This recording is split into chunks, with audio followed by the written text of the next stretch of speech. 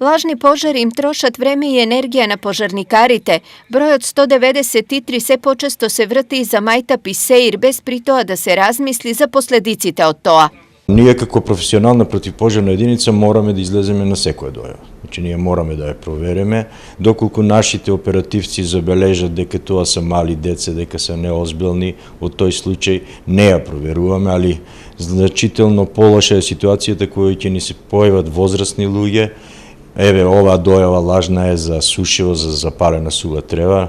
Излегла екипата на лице место, не утврдила никаков пожар, се враќаме назад и немаме никакви ингеренции ние нешто да преземеме против овие луѓе. Неодговорноста на едни на ризик го става целиот град, зашто додека брзаат на лажни дојави, пожарникарите не можат навреме да реагираат на вистинските. А лажните дојави ни одзимаат многу енергија, многу време и можете да замислат граѓаните дека во дадениот момент нашето возило е во сушево, ако се случи нешто на било кој дел од градот со вистински пожар, тогаш каснеме, а времето за нас многу значи. Во просек годишно пожарникарите имаат по 30 дојави за лажни пожари.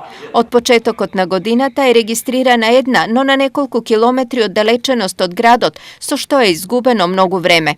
Поради ова од пожарната апелираат за коректност и одговорност при вртење на бројот 193. Инаку казните за лажна дојава за пожар според член 16 од Законот за јавен ред и мир се движат од 100 до 400 евра.